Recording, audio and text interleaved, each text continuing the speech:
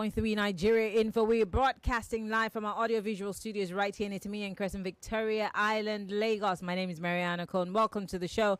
We're on the home stretch and big hard facts today. We're looking at pensions. But then the bigger story where, it's gotten tongues wagging, obviously, is the fact that Mr. President signed a mouth-watering amount of money for the conditions of service of officers enlisted and personnel in the Nigerian Armed Forces. Now, for those who do not know, let me give you a background.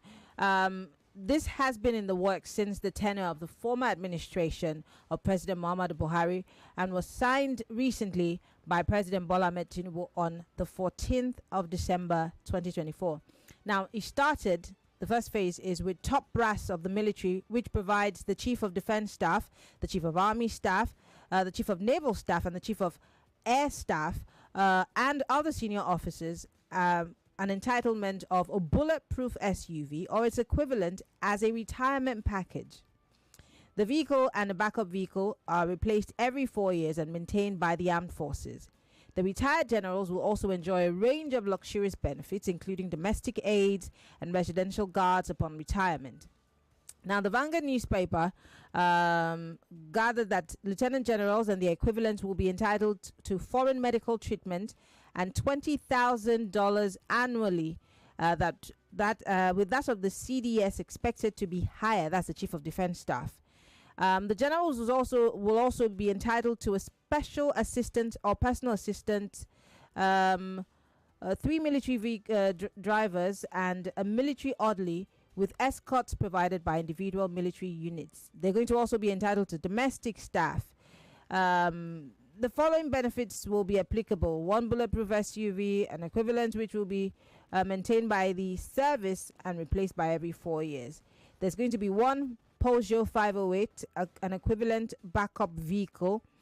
I did tell you about the drivers. The retirement benefits for lieutenant generals, the equivalent of 2 Toyota Hilux vehicles, 1 Toyota Land Cruiser or equivalent Jeep of the same value, 2 cooks, 2 stewards, 4 residential guards, 1 service orderly, 2 service drivers, free medicals in Nigeria and abroad to the tune of $20,000 per year. It's a long list of things.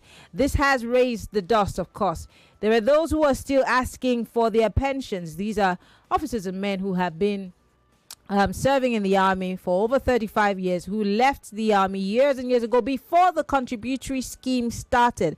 Now we do have the contributory pension schemes, and which is a bit more easier to access. But then we know also on Nigeria Info that we've had pensioners come on this station and, surprisingly, soldiers complain about their pensions not being paid. And some of them even saying they retired to a miserly amount of money, which they still can't get access to. Some of them have died in the process of trying to get these monies. But this is not just akin to the army.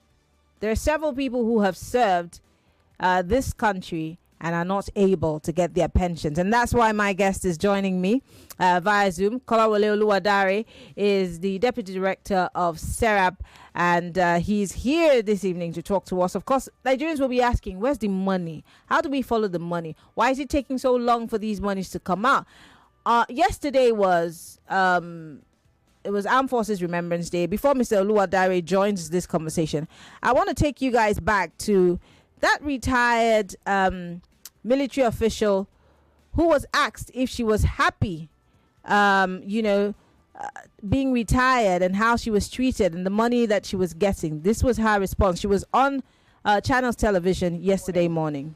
Thank you. I'm glad to be here. Indeed. Shall we say thank you so much for your service to your country and to the Nigerian Army. Thank you for all the years that you have put in.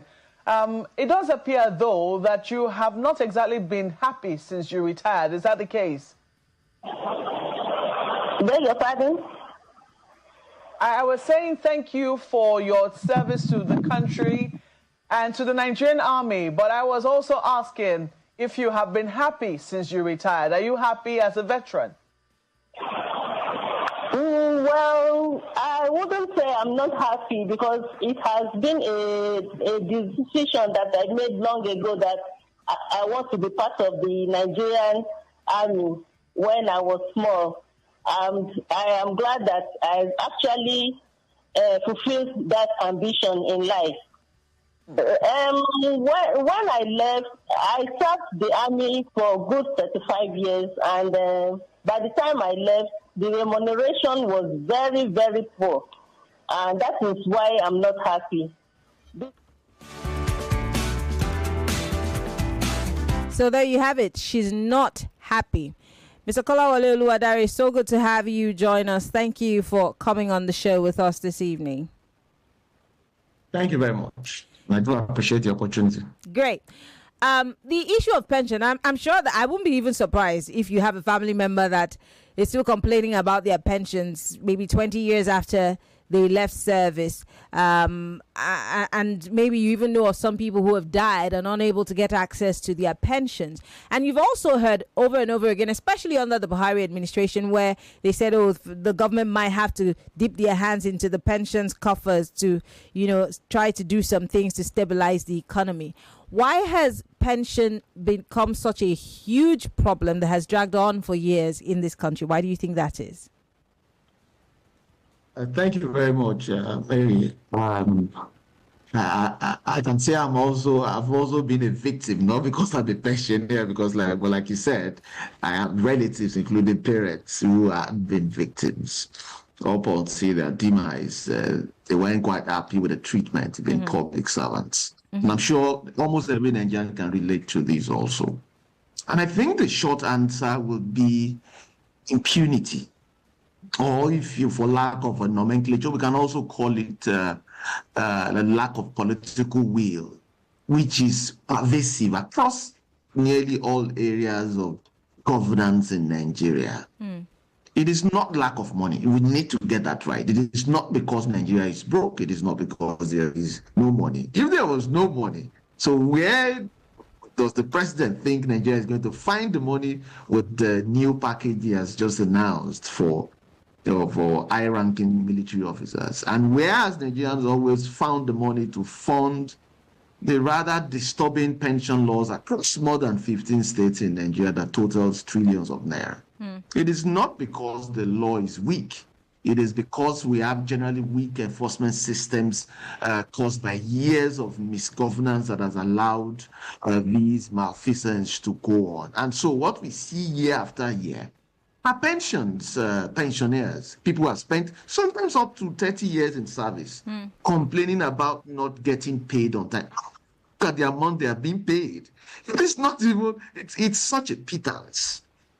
And then when you contrast that to pensions, or call it emoluments for lack of a better word, for political office holders who serve sometimes for not even maximum of 8 years, the disparity is quite clear. The legal framework that governs this will be the Constitution, the Pension Reform Act, and you will see these laws are clear and explicit as the right of pension. I find it very interesting that the right of pensioners is included in our Constitution, and which is called the Ground Law. Yeah. Section 173 clearly gives the right to every pensioner to earn their pay, and that is also linked to the provisions on human rights, particularly Section 34, that preserves the right of every Nigerian to human dignity. The kind of treatment we mete out to pensioners, either in backlog of payments, or even the way the pittance that is being paid, or even the way they call it I'm alive, by the way. Some of these audit systems to prove that the way it's been done clearly robs the citizens of their dignity. Perhaps, and I'm not holding brief for them, perhaps it is why most people in public office will have to be correct, because they know that when they leave office, of course, there is nothing. And what makes this worse, Anne, is that the absence of a robust social security framework to protect every Nigerian, whether they are advanced in age or due to any disability, the absence of that social security framework makes it worse. And don't forget, this even affects the private sector as well, because the Pension Reform Act also addresses the private sector. Well, in this instance, we're only limiting the conversation to the public sector. So short answer, Mary, lack of political will. Wow. You made mention of public office holders. Let me remind you that former governor of Ogun State, now senator for Ogun East in the 10th Assembly, Senator Gbenga Daniels, had written to his state governor at some point requesting a suspension of his monthly retirement benefit now that he has another job at the Senate. Now, some people would applaud that and say, well, that's fine and well.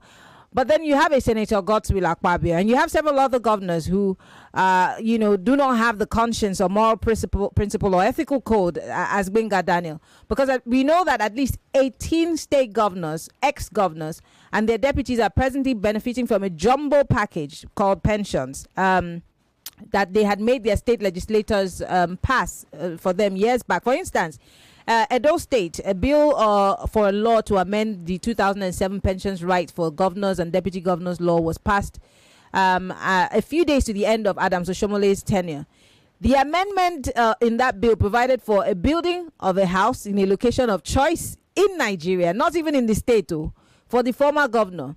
It provided that the total cost of the building of the house shall not be in excess of 200 million, while 100 million naira is for the deputy governor's house, and several other ridiculousnesses that we find in these. And these laws vary from state to state. Yet, the average Nigerian and what you call lack of political will is holding sway. How come we are all very quiet and numb about this, and we're not challenging it, especially for you who is a lawyer and knows what the Constitution, as you have said in your own words, the grand norm, is saying about this situation? It would appear, Mary, that you are saying we should do something about it. I know that would mean SERAP. We are in several cases, and we are still working on it. And that is why advocacy and conversations like this is very important. Don't forget, SERAP had gone to court in 2018, which had led to a judgment from the Federal High Court, Honorable Justice Ogutoyibo, and Lordship is now retired, given a judgment clearly siding with the Nigerian people as far back as 2019. Mandating the Attorney General of the Federation to challenge the legality of state pension laws and to ensure that those funds that have been unlawfully paid out have been recovered. That judgment is yet to be enforced. But I bet you, if it was a political judgment that has to do with a governorship aspirant somewhere, it will be enforced, even before the CTC of the judgment is obtained. And that shows you that the problem is not recent. It is not new. It has always been there. And perhaps what we can call some sort of progress are some states. You mentioned one, former governor of Ogun State. That's as far as what we know. He had said he wasn't going to collect pensions while he was in the National Assembly. Yes. And we've had states that have repealed the law also. But there are still states that have those laws in their records, and the state is bleeding billions of naira. And that is an adjunct issue also, Mary. And that is the issue of double emolument. So we need to unpack these issues. So there is a lack of payment of pension to civil servants, or call them public officers, who serve the state for up to 30 years. There is the pittance they are being paid.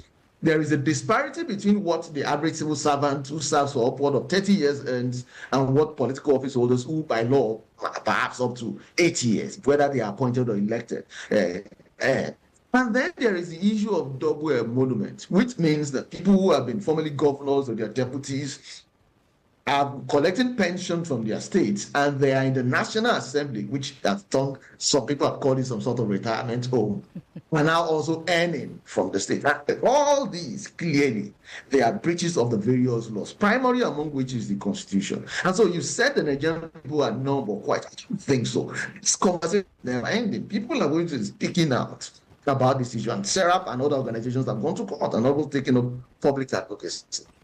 I think what we are yet to have, and if you look at the tragedy of Nigeria, is there is always some sort of critical mass around issues. Until we hit that critical mass, there may be no change. And this is where I disagree with people that think that public advocacy, like the conversations that take place on your radio station, is not important. It is important. We've seen many issues where Nigerians have taken issues, even on social media. People have had to respond because they can feel the people.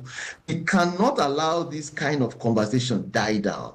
We need to step it up. We need to keep speaking about it until the proper thing is done. 2027 is around the corner, and there are off-cycle elections coming up as well. Can these be part of the conversations that we need to have pre the elections and during all the campaign periods, and even now when we're talking about governance, to hold those in power accountable, whether they are elected who are appointed. So I do not think the Nigerians have been quiet.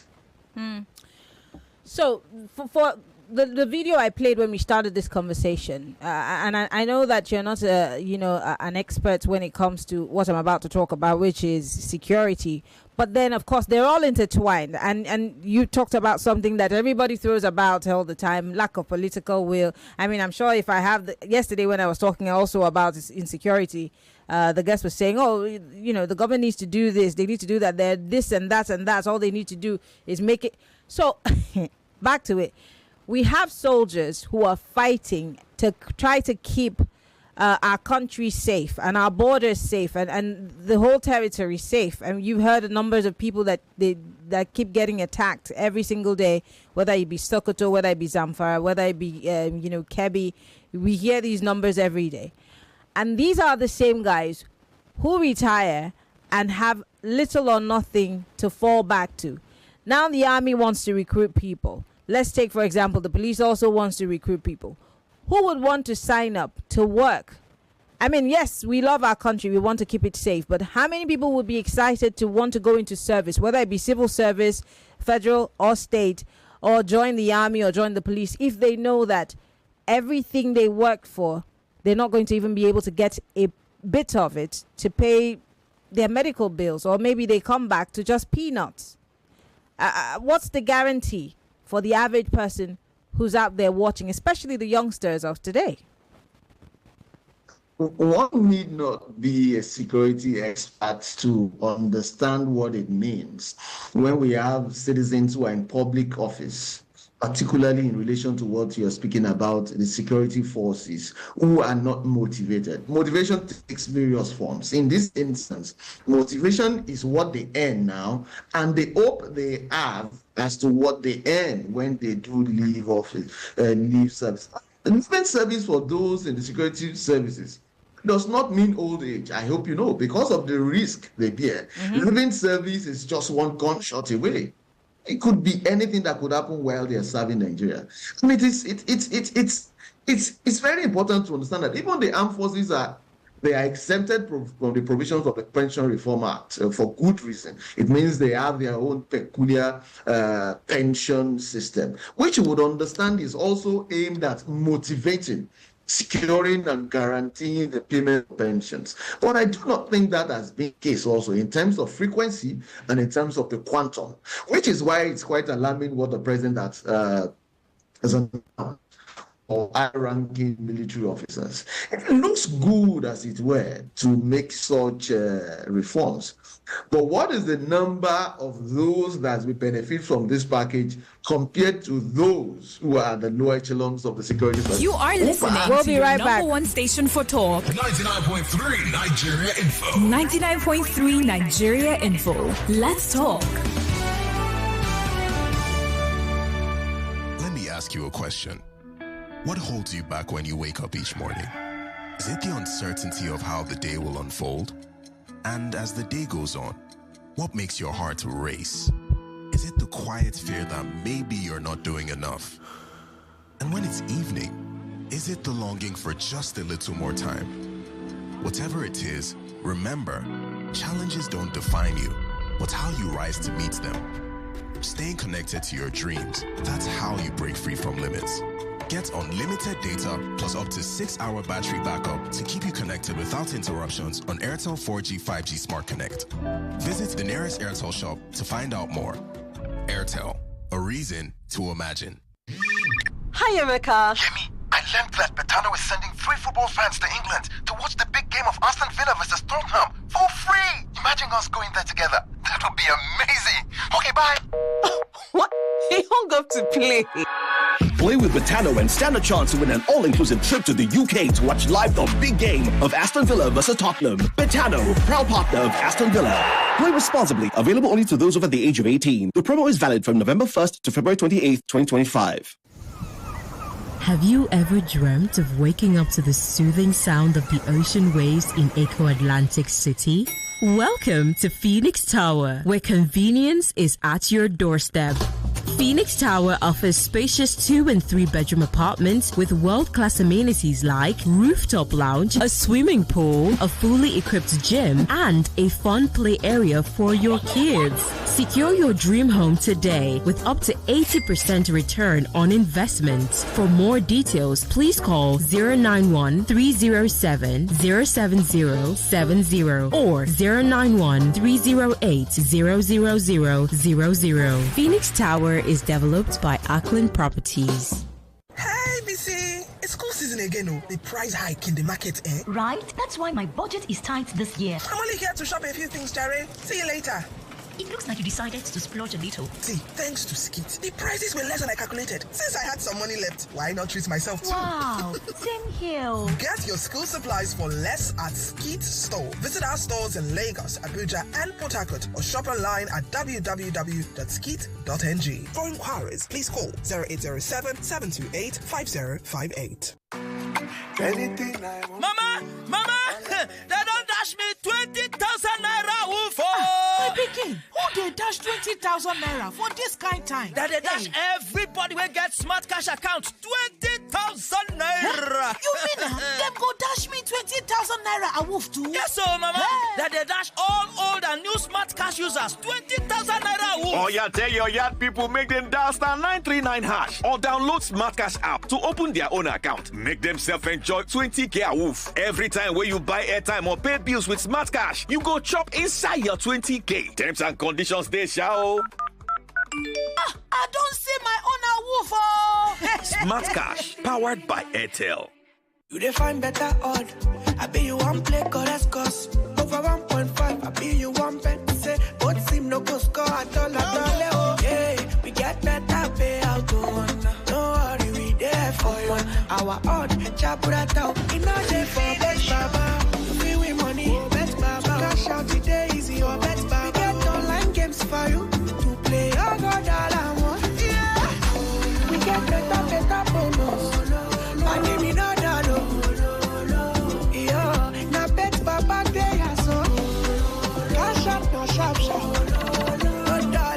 Welcome to Bet Baba. Register now on betbaba.ng. Not for people under 18. Did you miss out on the I Beg to Differ online auditions? This is another opportunity to make history. On Saturday, January the 25th, the I Beg to Differ Secondary School Debate Auditions comes to life at the Nigeria Info Studio, 267A Etim Ian Crescent, Victoria Island, Lagos. Yes, I Beg to Differ Secondary School Debate Auditions hosts the very first outdoor auditions at our studio, right here in Victoria Island on Saturday, January 25th, time 8 a.m. This in-person audition is for secondary school students who missed the deadline of our online entry. If you've already entered the competition online, you don't have to come for the live audition. To register, visit www.nigeriainfo.fm to pick a topic for your live auditions. Click on the I Beg to Differ banner on the homepage. Carefully read the guidelines and choose a topic. Remember the date, Saturday, January 25th, time 8 a.m. Venue is Nigeria Info Studios, 267A Etim Ian Crescent, Victoria Island, Lagos. The debate of your life begins here. I Beg to Differ, the Tournament of Champions.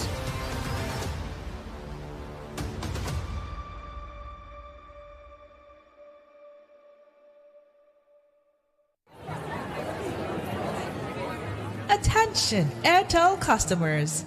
If your line has been blocked, then this is for you. Head to the nearest Airtel shop with your NIN.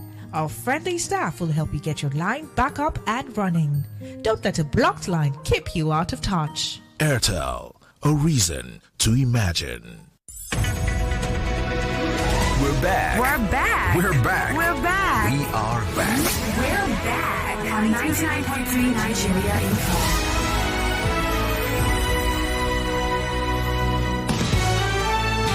This is Hard Facts.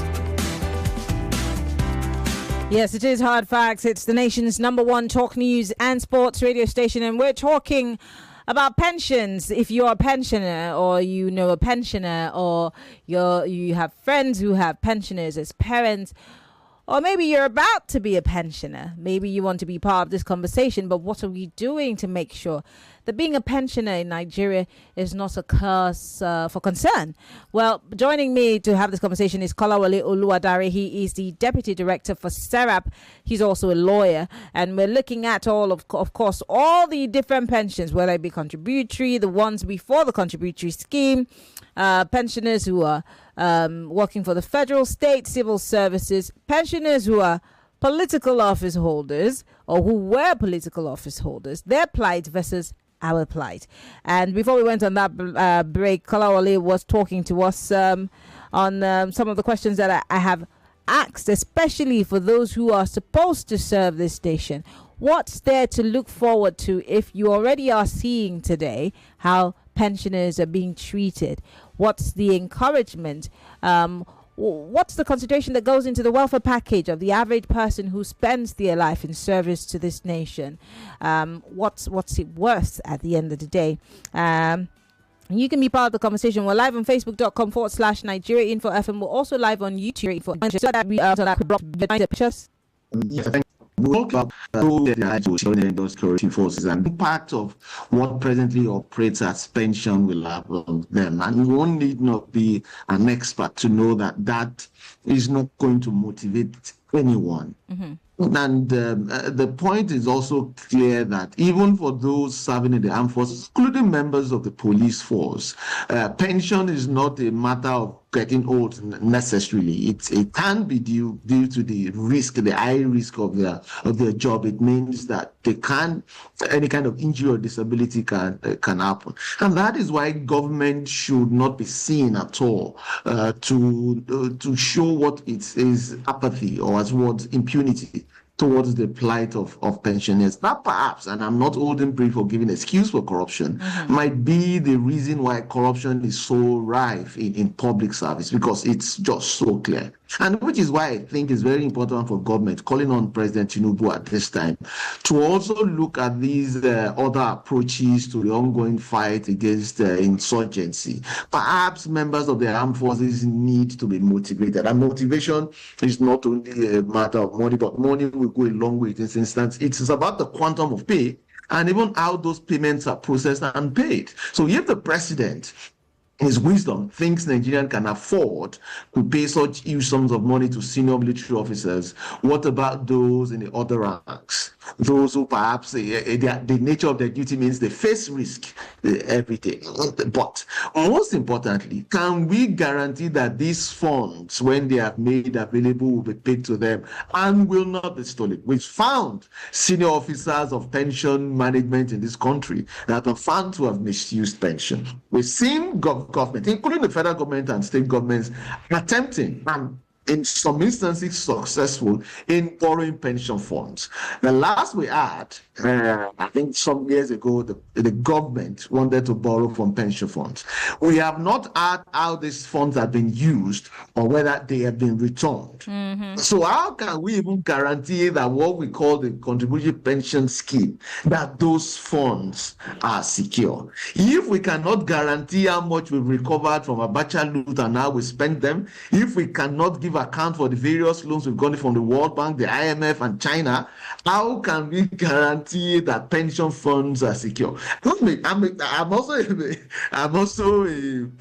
also take part in the contributory pension scheme. Whereas 50 looks like a long way off, but I'm sure I want to be sure those funds are there for me when I reach that age. And these questions are every Nigerian gets to ask themselves, not only members of the security force. So unfortunately, no one in government can give a satisfactory answer that will give any Nigerian peace of mind.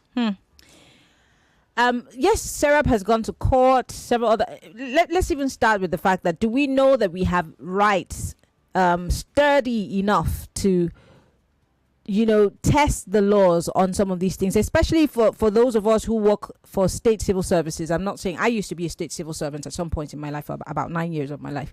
Do they have rights to go to court and say, let's test, this some of these very bogus pensions for life that these governors and deputy governors have allotted to themselves, maybe those monies will trickle down and get to more and more people who are working, because there's always money for these guys, but when it comes to the average person, the money takes a while longer to get to us. Can we test the laws in the different states?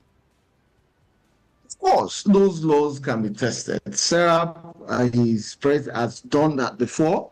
We're in the process of doing one. We have a case in court, and we're also working on some of those pension laws in the state. Of course, Nigerians can do that. And that's why I think it's very important for Nigerians to understand the very essence of democracy. As bad our experience with democracy is in Nigeria, the laws that we have guarantee these rights, and that is why Section 6 of the Constitution, for instance, gives the judiciary the power to be the adjudicator between the government and the people, between government itself, which is why state governments go to court against the federal government, and the Supreme Court has that to decide. One can sue the president. And if you can sue the president, come on, you can sue anyone, as long as it is a legal course of action and the court finds merit in that case. I really encourage Nigerians to do this, because when you hear the quantum, the huge amount that former governors and their deputy earns, it is too big, and you wonder, where are we getting these funds from? You need not wonder. The 2025 budget is about 49 trillion thereabouts, and a large percentage of it is in deficit. It means we would have to borrow or tax Nigerians one way or the other to finance that budget. And people in public office still get paid. A very interesting fact, Mary. Just 2 weeks ago, the National Assembly, in examining the budget performance, the 2024 budget performance, has said that the 2024 budget in recurrent expenditure is 100%. Total expenditure is 25%. And this is a budget that has been extended by the National Assembly. The implementation life cycle has been extended for another 6 months up to June. Do you know what that means? It means recurrent expenditure that has anything to do with salaries and emoluments of everyone is 100% paid up. But capital expenditure, which includes roads and everything, is yet to be paid off. So the question is, does it mean the payment of pensions to every pensioner in Nigeria is 100% part of what has been paid out in the 2024 budget? That is a very important question. And really, there is no way we look at the pensions of former governors and deputies that we can say it's a breach of the laws we have, really. It's a breach of morality, breach of legality, and everything we believe in as a democracy. As much as you and I are a bit inclined, you're a lawyer, so you know more than I do. But then most people will say, oh, well, you're a journalist, you're supposed to know a little bit of everything. But how many Nigerians are really interested in the Pensions Act, to look at it, study it, and know what their rights are? And is it readily available for the average person to click on and say, let me even intimate myself on what these things are? That way I'm able to ask, right or rightly. See, the laws are there, and one need not be a lawyer to understand these laws, apart from the legalese that lawyers possibly speak in court or in legal agreements. The law is simple for every Nigerian to understand. The Pension Reform Act is clear. And this also has implications on the private sector, for instance. It speaks about the rights of employers to deduct, to pay 10%, minimum of 10%, and to deduct minimum of 8%, maximum 8% from the salaries of the employees, and to remit. Deduction and remittance, they are two different things. And we've seen cases of, if public sector, where there is no remittance to the contributory pension scheme, and that also goes on in the private sector. And what does that say about our obedience to laws? And which is why I think conversations like these are important in educating Nigerians to let us know that, yes, implementation is not that encouraging. But without the people, there can be no government. And it is only the people that can bring political will to bear on government. And these advocacies, they do work. We've seen how social media advocacy forces the government to act. And that is what, if we do not understand the context of these conversations, we cannot properly advocate. And we have three things that murder advocacy, as good as it sounds. It's tribalism, politics and religion. When you introduce this to any advocacy for good governance conversation in Nigeria, you can be sure that the outcome is going to be skewed, subjective, and very tainted. For instance, for those who belong to a member of the ruling party now, the ruling party can do no wrong. And for those who believe that the president, the governor, or any public officer is a member of the ethnic stock or practices the same religion like they practice, they believe that conversations like this is aimed at tarnishing the image of such a person. No, it's about governance. It is about governance. We've spoken about members of the armed forces and insecurity. If Nigeria is not secure, it's going to affect everyone. Only those who think they can fly in the air as well. And I think these conversations are important to educate the people, equip the people, and that so we can continue the advocacy until we achieve a much needed critical mass. Okay. Well, Lagos, I want to bring you into the conversation. If you're listening to us from outside of the country, we're on Skype, Nigeria Info FM. But if you also want to post your comments on our live feed and you're watching from anywhere in the world, we're on YouTube, Nigeria Info FM. We're also on Facebook, Nigeria Info FM 99.3. On X, you could join the conversation.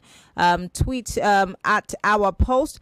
Or better still, you could join the conversation via phone lines. It's 0809, I beg your pardon, 0201-277-0993.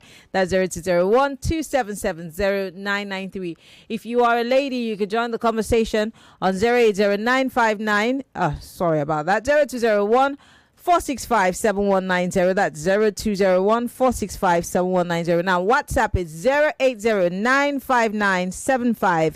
805. 60 seconds is all you have if you're a pensioner, if you are about to become one, or maybe you have had an experience with, a pensioner. Would like to hear your thoughts and your comments. Join the conversation. You could also send us a WhatsApp message. For those of you who are on WhatsApp, send us a message. We'd like to hear from you. Okay, someone here says, okay.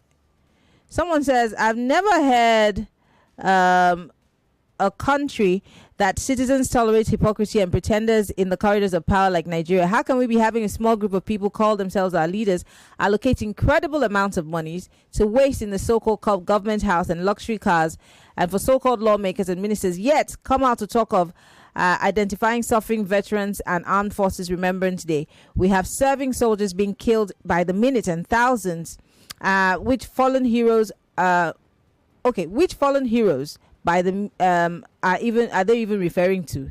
Is it the ones still being killed presently, or the ones languishing with all sorts of ailments and living in penury?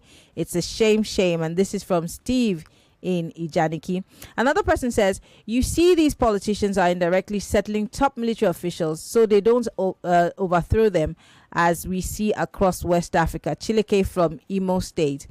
Someone here says, we hear new things every day. So there are original... Okay, obviously this message is not for me, so sorry. This message is coming too late. Someone says, to you and your guests, good evening. I'd like to know why our political leaders are placed on pension, knowing that one is entitled for pension only when he or her has put in a minimum of 10 years in service, knowing that they only put in a minimum of 4 years and a maximum of 8 years, which falls short of 10 years. This is Obi Peter from Shangotedu. Kolawole, this question obviously is for you. How come 8 years is allowed to get pensions while they don't even edge up to 10 years, let alone the guys who put in 35 years? It is because the law allows for it. And when I use the word allow, there are provisions in the Constitution that allows the president, the vice president to earn certain amounts of money throughout their lifetime. And there are also provisions in the Constitution that allows the state House of Assemblies to make laws for governors and their deputies to earn. But the law allows, in the case of the president and the vice president, that is stated in the Constitution expressly. In the case of governors and their deputies, it is the state houses of assemblies that makes those laws. And the way the law is framed in the Constitution is the state houses of assemblies can make those laws. They may not if they do not want to. After all, these same states of assemblies can make laws to mandate the governor to tie every road in the state, but they don't. But they find it very easy, and it's expedient, politically expedient, if you ask me, to make laws for the governors and the deputies to earn. And then the quantity of those payments, they are just too much. So just because the law allows those laws to be made doesn't mean it is not also guided by reason and other legal provisions. But what they've done is they find it very easy to pass those laws, and the sums of money that they allocate to governors and the deputies, it's just too much. All right, let's take a few calls here. Hello, welcome to Hard Facts. Hi, Maryann. Yes, good evening.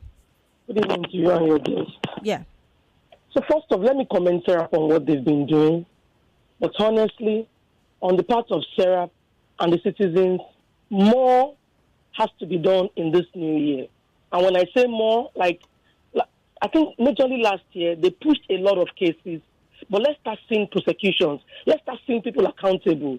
Not only them, I'm talking about even the citizens, everybody's hands. We have to be hands-on now. The concept of pension is good, Maryann.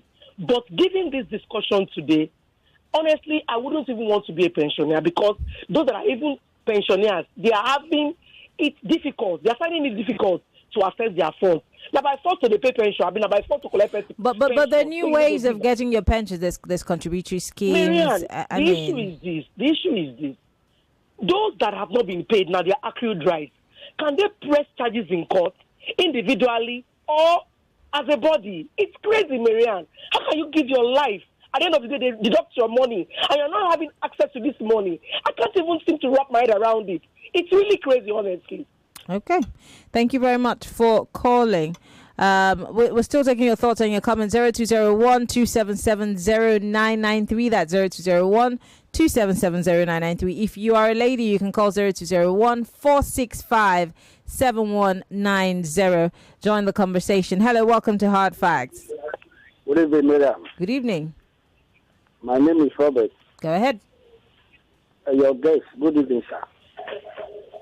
My question is, I've seen a situation where, on several occasions, Okudini has brought some retired soldiers to his program on your station. And their cry is that they have not been paying their pension. What is SERAP doing about this? The soldiers, not only soldiers, police, other civil servants that have retired, that have put their life for this country, that their money is still hanging with the government. What is SERAP doing to ensure that these people are paid as soon as possible? Thank you very much. All right. Not that I'm holding brief for Kolawole, but SERAP cannot do everything. I mean, the police has the Police Service Commission. The police has groups and associations that can also take this, actually take these cases to court. But of course, SERAP also has a burden, and that's why people are laying it at your feet, Mr. Oluwadare. It's funny that, and I think it's also part of public education for people to understand that SERAP is just one non-governmental organization. We are not government funded. We are just a group of individuals who believe in human rights, who live and believe in this country. So we take up these public interest litigation cases to promote human rights, but we definitely cannot do everything. And just add up to what you said. Every time I'm in traffic, I see policemen, and I've seen instances where they shot in the air to get me to pull up to the right side of the road so that they can pass. It is funny that this same policeman protecting that politician is going to retire, or even, God forbid, he gets injured, and then he all of a sudden realizes that there is rule of law that should protect him. Unfortunately, the rule of law doesn't get to protect him because he has aided it indirectly. And then, unfortunately, he wants SERAP to do something. And sometimes we just can't do it all. Because of time, I have to quickly just, wrap this up, Mr. Oluwadare, before I let you go. Going forward, because there are people who would say that SERAP has so many cases that they litigate, they're always asking questions, which is great, by the way. I like that you were asking about some monies that the government needs to give accounts for. I mean, there's also the census fund that people are still asking about. aside from just talking about this, is there a forum where SERAP can also educate some people so that, because I'm sure that there are a lot of people who would want to be supporters of your cause, who would want to also be active in your suit. You know, we hear the state versus this and that. We can also hear, you know, Nigerians versus federal government. So there are a lot of people who want to join these suits but have not the slightest idea the information that, you know, should be available to them.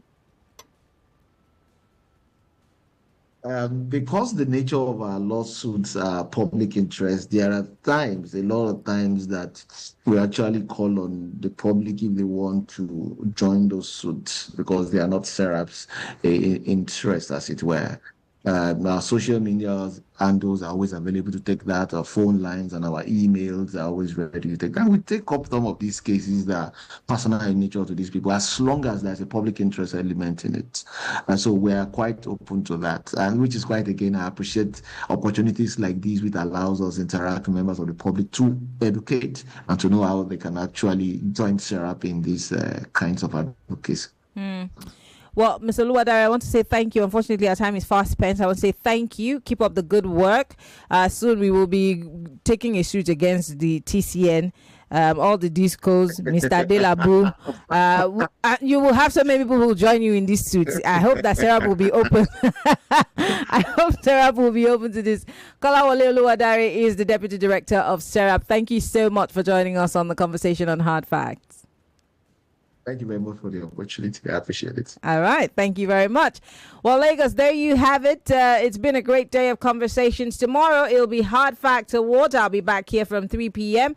And on the 4 o'clock hour, you'll be joining UAT in Istanbul as you have your first online Borderlines. My name is Maryann Okon. Follow me on Twitter, Instagram, Threads, MIMIEYO. Or just search for Maryann Okon everywhere. I already have Yoruba suitors in my DM. There are many, but I want an Oyo man. The other one is Ogun. I want Lagos or you. Anyway, I love you, Lagos. I'll see you tomorrow. David's got some information for us. David, shall we? Okay, that's a weird way to bring me in. 99.3 Nigeria Info. We are more than just radio.